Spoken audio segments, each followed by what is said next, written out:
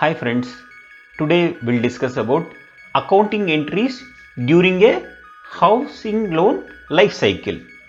You have disbursement, monthly collection, check bounce charges, pre-closures.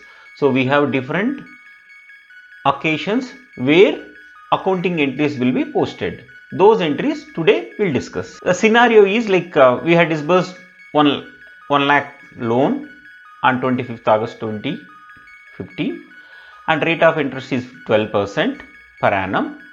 Tenure is 5 years, period is 5 years, EMI is 2224. So on the loan disbursement, what will happen?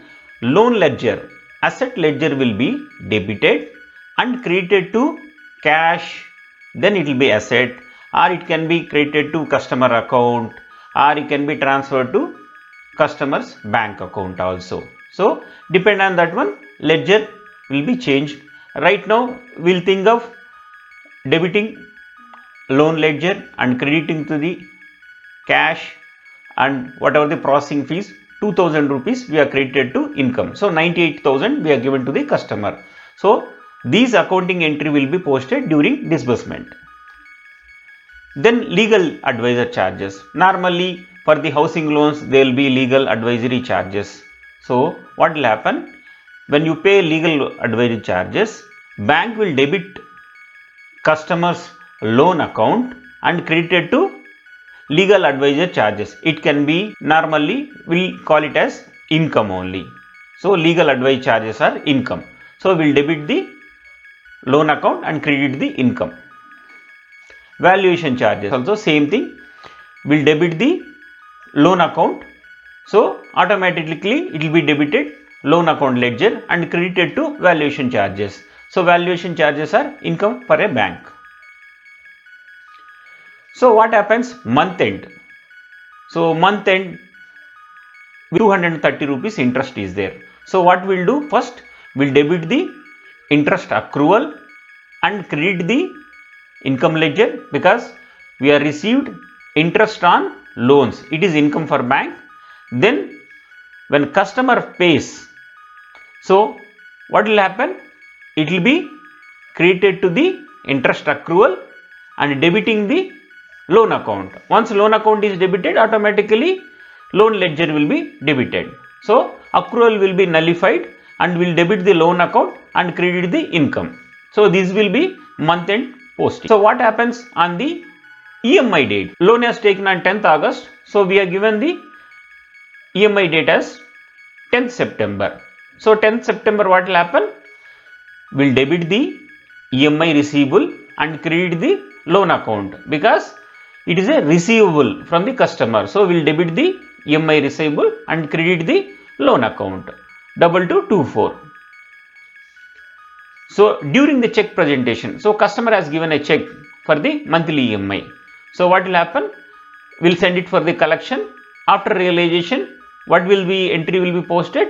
So other bank will be debited and credited EMI receivable. Previously we are debited EMI receivable, now credited, it will be nullified. Now what will happen? Debit other bank and credit loan account. So what is happens on 30th September?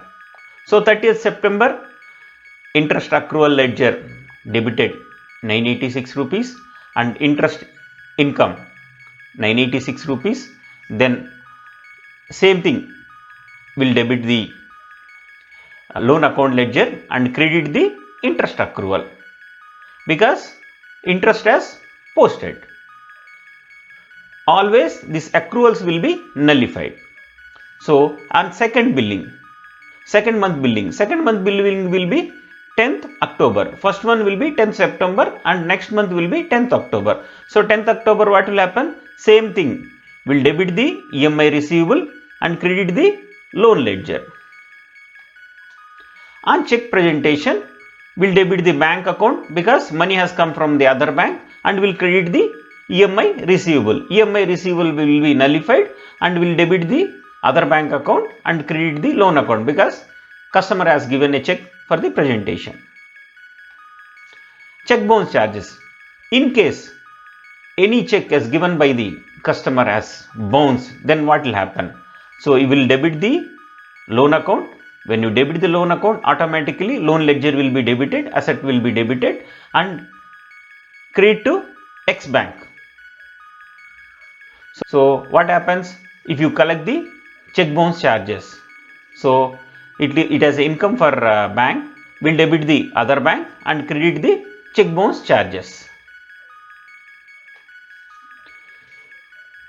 If same loan account comes for pre-closure on 25th October 2025. So now principal outstanding is 97,538 rupees 90 paisa. Outstanding interest is 76,962 paisa. Pre-closure charges are 1% on the outstanding principal, that is 975 rupees.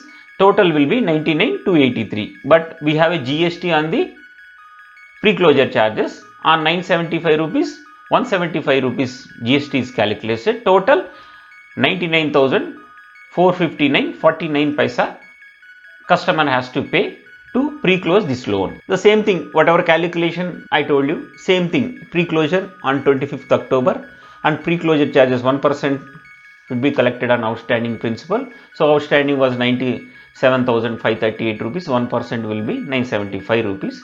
And on 975 rupees 18% GST is 175 rupees. So customer has to pay the total amount and he has to close the account. Thank you friends. If you like my video, please subscribe and share with your friends also.